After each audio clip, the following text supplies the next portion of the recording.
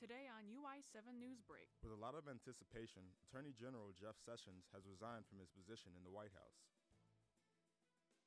Then we will take a look at a volunteer who is making a difference on making electronics more affordable.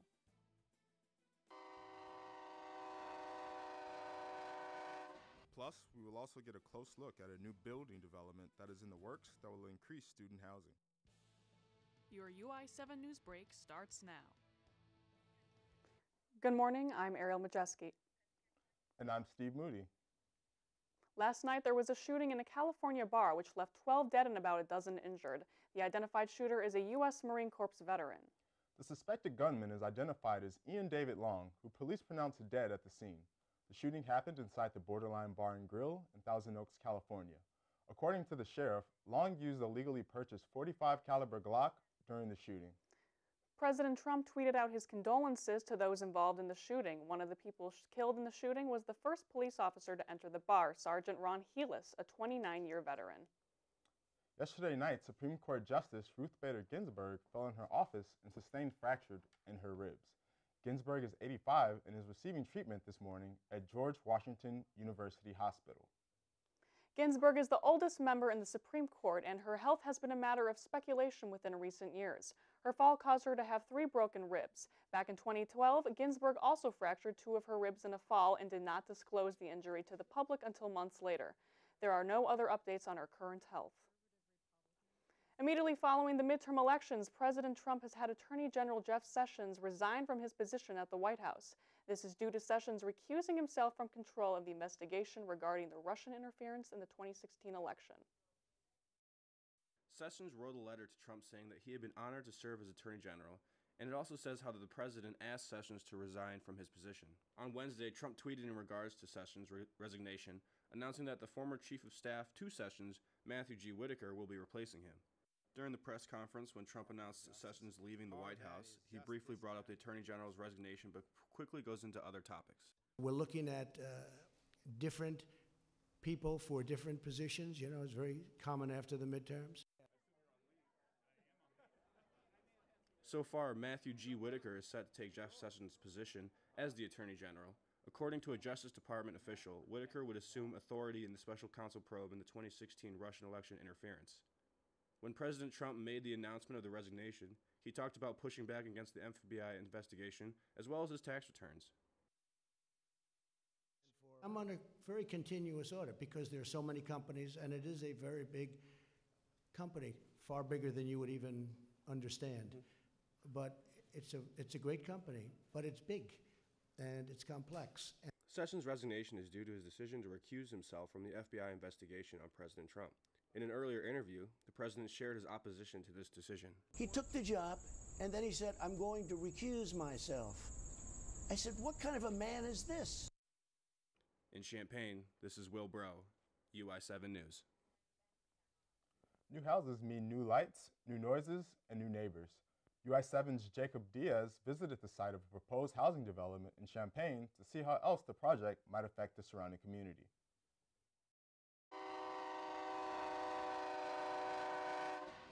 Blaring train horns are just about the only sound that cuts through the silence on this 40-acre space just north of Bradley Avenue in Champaign. But soon enough, the space behind Douglas Square and Crispus Attucks Place could be the home of Union Gardens, a new housing development aimed at students. The new project could affect the community in many ways, but local business owners, at least, are excited to have some new faces in the community. When anything you build, hopefully increased traffic happens, you know. You want that walking traffic, that driving traffic, especially as a business owner. You know, we value that.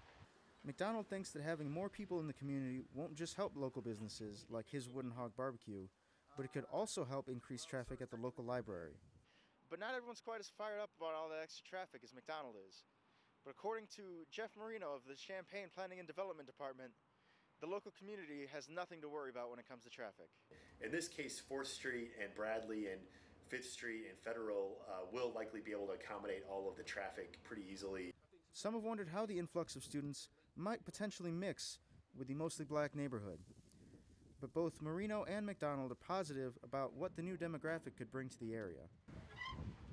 I think the ease of traffic, safety. Typically when you think of U of I, you think of a safe place. So hopefully with, more students become more patrol and just make this a more inviting community.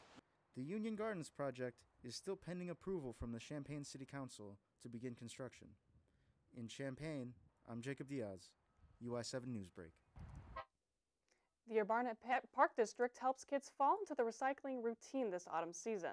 This weekend, the Anita Purvis Nature Center offered a chance to repurpose Halloween leftovers and create eco-friendly Thanksgiving artwork. Smashing pumpkins became a favorite way to reduce waste after this past Halloween. Kids honored National Recycling Day early by turning pumpkin pieces into compost for the soil. Families and volunteering university students followed the other two R's inside the Nature Center by reusing paper for decorations. Popular crafts included transforming paper rolls into turkeys, hanging autumn leaves from branches, and designing stylish headbands. This is the 10th year that the Nature Center has hosted the event and has collaborated with the Idea Store, which displayed innovative crafts made with their reused materials. While the holiday is officially celebrated next Thursday, kids were already becoming pros at recycling. This November, stores will feature the latest deals on electronics and clothing, but for some people, those prices are still too expensive. UI7 Newsbreak's Mariah McBride shares how one volunteer helps to create a cheaper alternative. $2.99 on this. Prices are snipped by volunteer Mary Kate Bosch. For the last 9 years, she has inspected donated items at Salt and Light. She prices these goods hoping that some will end up in a cart of a low-income family. There is people out there that really need our help. And I like to see when they're like, wow, this is only this much. The low prices on clothing, electronics, and home decor make it easier for struggling families to shop, especially for Christmas. As you can see, many Christmas items have already been donated to Salt Light. Here are some Christmas ornaments that normally cost $3 in store, but here they're only 99 cents, in hopes of making it more affordable for families that stop by. Salt and Light is staffed by volunteers. There you go. Ready? Aiming to supply families in need. We're trying to provide services to the unfortunate, the people that are struggling just to get through the day. As shoppers roll their carts through the store, examining every shelf, Mary Kay learns a lesson. Since I started here, I have been judgmental in the past, and I felt very bad about it, and now you learn how not to be judgmental. Everybody's got a story. It's not crap down here anywhere else. So Mary Kay continues searching for the hidden gem someone else may need. In Champaign, Mariah McBride, UI7 Newsbreak. Well, Steve, it looks like we're already seeing a lot of Christmas spirit happening with all these volunteers. Yeah, that's the great thing about this time of the year. People just find a way to help their neighbor and just show the good Christmas spirit. Absolutely. And speaking of Christmas, coming up we have a look into an annual Christmas arts and crafts show. Plus, a recent Cupcake 5K fundraiser held at Parkland College. We'll be right back.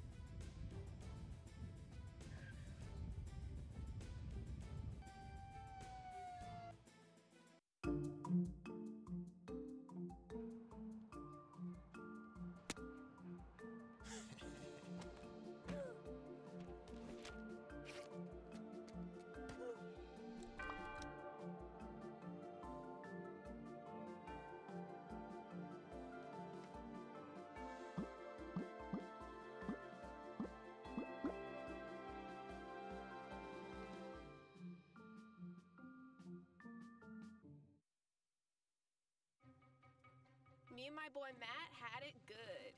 He had catnip that was off the hook. But one day, he brings a girl home, and she's allergic to cats. Every sneeze was a nail in my coffin. Now I'm in a shelter. It's decent, but they don't even have Wi-Fi.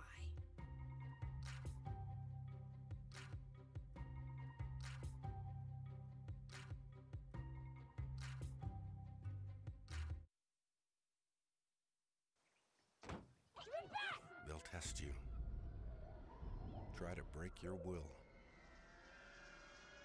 But however loud the loudness gets, however many cheese puffs may fly, you're the driver, the one in control. Stand firm.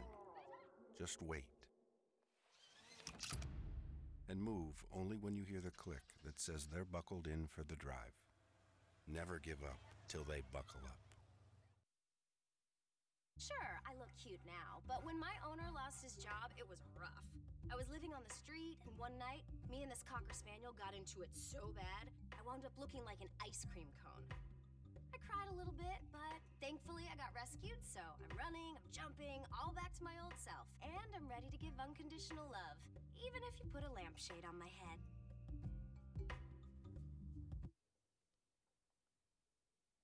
When you think of Christmas and art, you might think of a kid drawing Santa Claus. One group of artists in the area have come up with a way to show their love of making art and also benefiting the community at the same time. UI7 Newsbreak's Gary Walker tells how these artists put on an annual arts and crafts show to achieve that goal. Christmas was on display at the Garden Hotel in Urbana. The Illinois Heartland Decorative Artists held their 39th annual Kris Kringle Arts and Crafts Show. Proceeds from the show support many community projects. These projects include art student scholarships, memorial 4-H camps, and area food banks. One artist, Cindy Haas, talks about how her woodworking talent adds to the show. I have cutting boards, breadboards, flight boards. It's wood that I've worked with and created something out of it.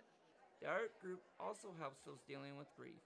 President Joe Monacher talks about the Memory Box program that helps grief-stricken families. We also participate in a Memory Box program, which is a bereavement program where we paint papier-mâché boxes so the families who have suffered a loss have a memory to take back to their homes. As you can see behind me, a lot of people in the Champaign-Urbana area came out to support the Kris Kringle Art and Craft Show. Haas comments on why she feels it is important for her to participate in this show. It means a lot. There's so many great organizations here in Champaign-Urbana, and this is one of them. You know, to provide funding for schools and their art classes, I'm glad that I'm able to participate in this one. Besides the Christmas time, this group wants to serve the community year-round. In Urbana, I'm Gary Walker, UI7 Newsbreak. And, you know, you just see the artists and how they put their heart and soul into those crafts. Yeah, it's just great to see the way that people come together so no one feels alone during Christmas. Really, truly is. What's the best way to spend a chilly, rainy weekend morning? Last Sunday, people gathered at Parkland College for a fun time of running in the sweetness of cupcakes. What's better than a cupcake with friends or a fundraiser that supports kids and adults with disabilities who just want to have fun? Last weekend, people got to have both at the CUSR Cupcake 5K. CUSR was formed to provide recreation programs and leisure services for residents with disabilities. Funds raised will go into a CUSR scholarship fund, which supports individuals who need financial support to access their programs and services. The chilly wind and cold rain did not stop the runners' steps. Awards were given out to the top racers. After the 5K race, friends and families gathered around for some cupcakes and prize-winning games. What do you think, Steve? Could you eat those cupcakes after that major run? I think that's the only thing that could motivate me to run 5K, honestly. Is it really? It's great that they still were coming out for a good cause and supporting something, especially with the way that it was so cold. Oh, absolutely. In that rainy weather, you know, you really have to be careful and not slip on anything. Yeah, so it's good to know that there weren't any injuries or anything like that, and hopefully we can have something like that moving forward as well. Absolutely. And this weekend, we have a usual Illinois weather pattern. Friday is expected to be a bit cloudy and have a high of 39 degrees, as well as a low of 19 degrees. Saturday will be sunny with a high of 34 degrees and a low of 23 degrees. This Sunday, we're going to have cloudy skies with a high of 43 degrees and a low of 27 degrees. And just the perfect time for this weather, right? Like, just right when break comes. What are you doing for your Thanksgiving break? Oh, I'm going home back in the northwest suburbs of Chicago. It's going to be a little bit chillier down there than it is here, but just spending time with some family. What about you? Yeah, I think I'm going to spend time with my family. I might come back a little bit sooner than I expected, but it'll be a great turkey time, right? Oh, absolutely. Anything else you're eating for dinner? Stuffing, and that'll probably be it. All right, then. For more of our stories, please follow us on Facebook. Or you can see more of our stories on our YouTube page. Make sure to subscribe and turn on alerts so you know when we're live. That is all we have for this edition of UI7 Newsbreak. Make sure to check back next week for more of our top stories. For Ariel Majewski, I'm Steve Moody. Thanks for watching. Have a great day.